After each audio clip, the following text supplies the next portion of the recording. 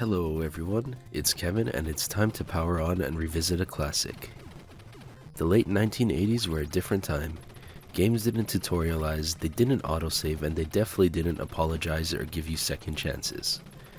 NES Hard was in its prime, and surviving it meant living with jank, learning patterns, reacting fast, and accepting failure as part of the deal. And right in the middle of this hellhole stood Contra, or Probotector in Europe. Contra was not just hard, but confidently hard. This is the kind of game that didn't care if you beat it, but was rewarding to beat either way. Today, we're looking back at the NES version, how it set the standard for run-and-gun games, why it feels incredible to play today, and how it became the perfect example of what people call NES hard. Overview. Before Contra, action games on the NES were usually one of two things: slow and methodical, or fast but stiff. Contra arrived with the perfect combination of speed and control. Released in 1988 by Konami, it was based on their 1987 arcade hit, but this wasn't your typical port. In fact, Contra was one of the first console games that felt designed for home play, not compromised by it. Many people actually prefer this version over the arcade version. As I alluded to earlier, Europe had its own version of the game called Probotector. They changed all the humans in the game to robots due to censorship. Other differences include the title screen, and the music being a bit slower due to the PAL format. Some of the music does sound more menacing in this version though.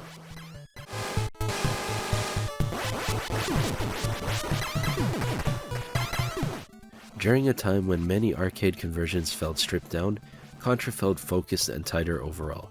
And crucially, we did not have to deal with quarter munching, just perseverance. Gameplay and controls. Contra's control scheme is almost laughably simple by today's standards. The NES controller only had two face buttons on it, and this game uses both, one for jumping and one for shooting. The real secret sauce is the 8-directional aiming. It completely changes how you approach combat. You're not just reacting, you're positioning. What this means now is that jump arcs matter, angles matter, and momentum matters. That somersault jump, it's not just stylish, it tightens your hitbox and is iconic. And that's why Contra works. This game is mechanically bulletproof. If you die, it's usually your fault. Again, kind of like Dark Souls.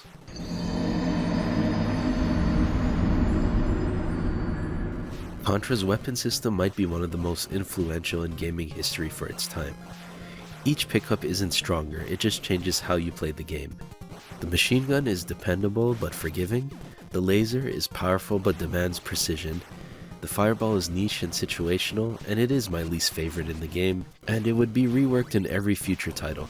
The invincibility power-up was kind of a standard in NES games at the time, and the spread gun was just absolute chaos in the best way possible, and it's one of my favorite weapons in gaming history.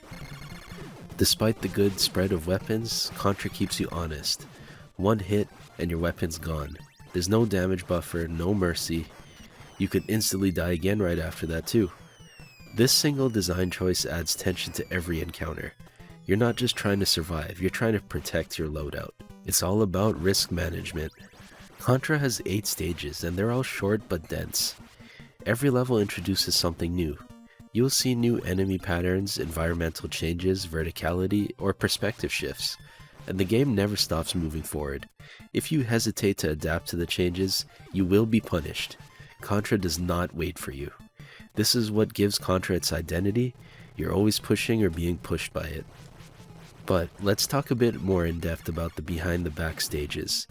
It was something very unexpected, and these levels blew my mind as a kid in the 90s.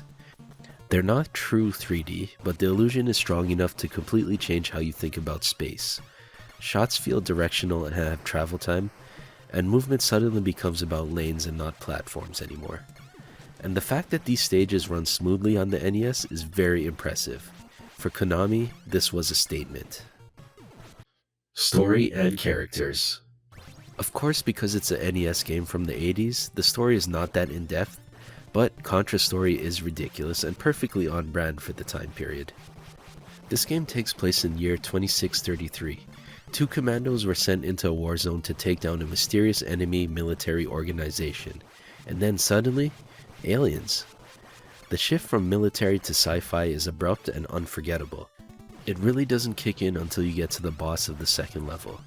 Bill Reiser and Lance Bean are our main characters, and they aren't very deep, but they don't need to be. They're action icons, and very clearly modeled after Arnold and Stallone. In an era where characters are typically cartoon characters, Contra made you feel like an action hero. Graphics and presentation. The graphics are bright and detailed. Enemies pop off the background and bullets are easy to track. Bosses are large, intimidating, and instantly readable. There's not much to say here other than the only weird thing is that the main characters are red and blue. I mean, I guess it stands out better than green or brown camo instead. But it is what it is. Sound and music. Contra's soundtrack is pure nostalgia. It has action-packed rhythms and bass lines, and each track is typical A+ Konami work. Tracks don't loop quietly, they drive the experience. The jungle theme, for example, isn't just iconic, it tells you exactly what kind of game you're getting yourself into. This is music meant to keep your hands moving, and is the type of music I'd play if I were late for work or school. Technical performance. Here's why Contra still feels good today. Technically, it's still one of the most well-aged NES games from the 80s. There's minimal slowdown, limited flicker, and clean hit detection. There are many games on the NES that chug along while doing less, and some of them were near the end of the console's life cycle. Value and replayability. I have to talk about the Konami code, which in this game gives you 30 lives. Up, up, down, down, left, right, BA start, or select start if you're playing 2-player. This is the first game that I know that used it. It is legendary and would be used in future Konami games. The code doesn't cheapen the experience though. 30 lives turned frustration into a vehicle to obtain mastery of the game. Players could finally see the whole game and improve. And once you become better at the game, you can play it without the code. This one secret helped Contra become legendary instead of infamous. This game also included co-op, which means twice the firepower along with some inherent risk. You share the screen, you share the pressure, and one bad jump can ruin everything, especially on the vertical levels, as the bottom of the screen can kill you. I've also had occasions where I ran so far right that my player 2 was stuck on a ledge or area where it was impossible to cross. It's tense, it's hilarious, and it's still one of the best couch co-op experiences on the NES. Final verdict. In my opinion, Contra isn't nostalgia carried by memory. It's craftsmanship carried by design. Every mechanic matters, every death teaches, every victory feels earned. This is a game along with its sequel that would go on to inspire many run-and-gun games in the future and demands respect. Whether you use the code or go in raw, Contra remains a gaming essential. Have you ever played it? If not, you need to now. Please let me know your thoughts on the Contra series in the comments. And that's a wrap. It is time to reboot. I will see you on the other side.